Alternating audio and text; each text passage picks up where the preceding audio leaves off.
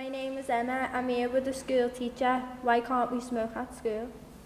Well, we have a principle in school that during school time we try to discourage smoking, and two, in terms of the young children that are here as well, from 12 up to 16, it is illegal to smoke under that age. And why do you think we would allow smoking at school? Because if you've got your parents' consent, then you should be allowed to. And what about the kids that are like 12 and 13 and 14? If they see you smoking, do you think that's okay? If their parents think it's acceptable, then yeah.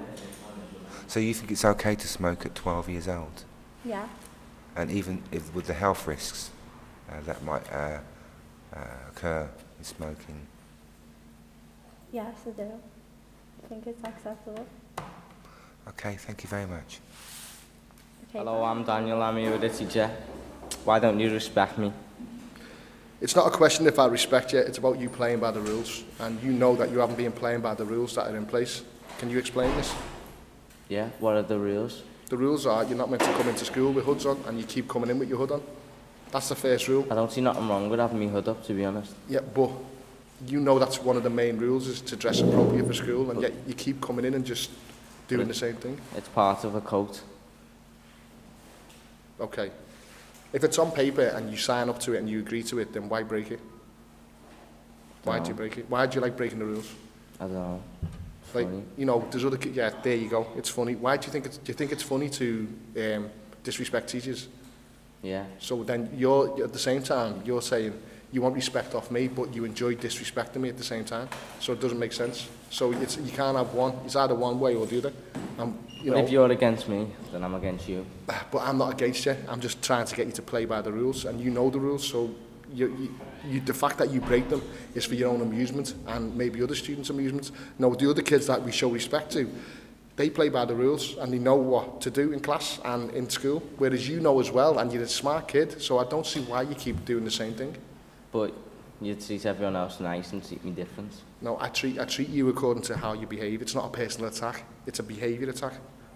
So if any of the other ones done what I've done, they get treated exactly the same. You're not being singled out. You're not a victim. Everyone's treated exactly the same. So why do you keep misbehaving? Is there something you need to tell me? Is there something going on that I need to know about? no. No. So why do you keep behaving like this? What's going on? I don't know. You don't know. I just do things without thinking. Okay. So, well, if we give you the right support then, and maybe someone to talk to, would you be prepared to take that? Yeah. You would? Yeah. Okay, so what if we started you once a week then? Maybe you could talk to somebody outside of school, maybe a counsellor that could get you through your issues of wearing hoods. On a one-to-one? On a one-to-one? Yeah. Yeah, would that be okay? Yeah. Now, you need to explain your pink socks. You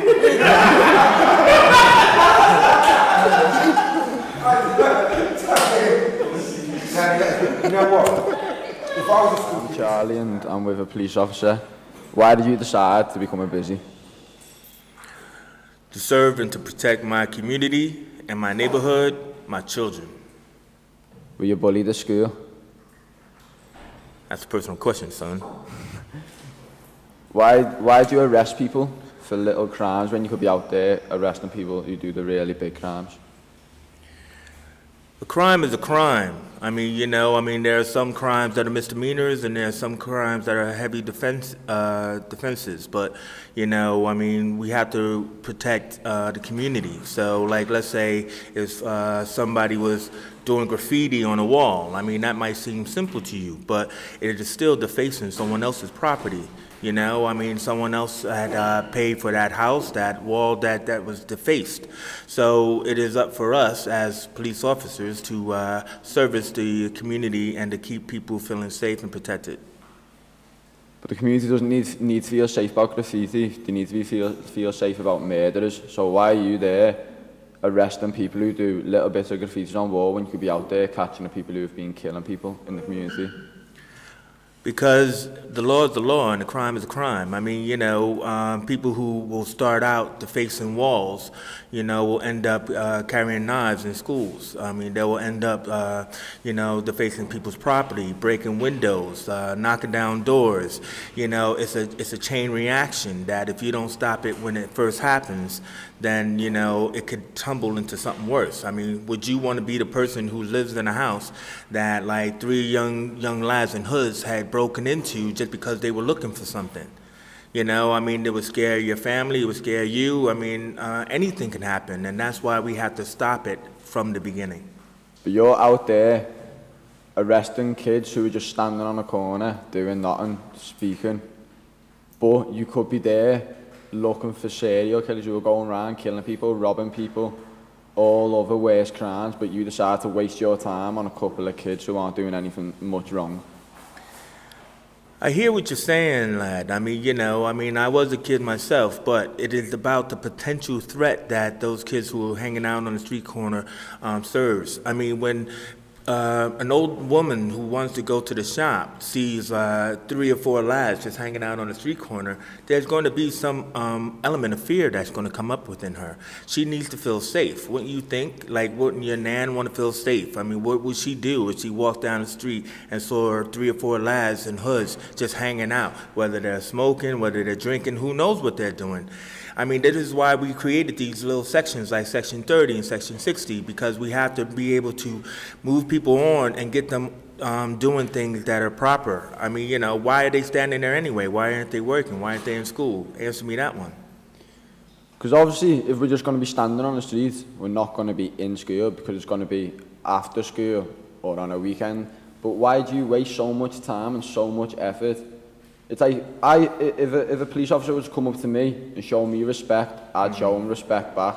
But all you do is come up to me, ask me what I'm doing, why I'm doing it. I give you simple answers, the only answer I need to give you, and you still go on at me, asking me to move when I'm doing nothing wrong to anyone. And then you end up starting thinking you're big, saying you'll arrest me for answering your questions. That's fine. You're good. Well done, lad. Yeah, you're good. Can I still say I came here to chew bubblegum and to kick ass? And I'm all out of bubblegum. Yeah, he's good. Yeah, he was good. Oh, he was good. I definitely want you to ask the police because they have a break. My name is Emma. I am here with my best friend's dad. Why won't you let Susie smoke? Because smoking is a very bad thing and it causes cancer and many other diseases, so I don't want my daughter smoking. But she's 16, it's legal. At her age.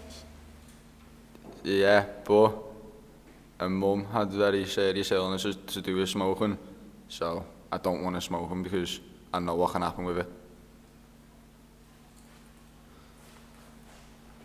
She thinks you smoke too. Okay, let's do that again. So let's I'm gonna do pause. that. No, that's good, because remember, that's good. Because remember, you might. Okay, this is good, this is good. You know that he's. Let's develop a scenario. You know that he smokes. Yeah. So what am I going to say to this then? Huh? Well, this is the whole point. Make it up. What we're trying to do is to put scenarios where this could happen. So you will get there in that you can ask these questions to. Okay. We'll set these scenarios for real. But what we want to do is give you the skills and the tools so that when you do ask them, you're set and able to ask questions. Right, let's do this again. But add into that, when it asks you second question, but you smoke, so why can't she smoke? Okay. Okay? Are you ready? Bottom set, please. Please. And 3, 2. Okay. 3, 2, 1. Hello, my name is Emma. I am here with my best friend's dad. Why won't you let Susie smoke? Because smoking's a bad thing and it can cause other diseases and like cancer and that. So I don't want her having cancer when she's older. But she's 16, it's legal.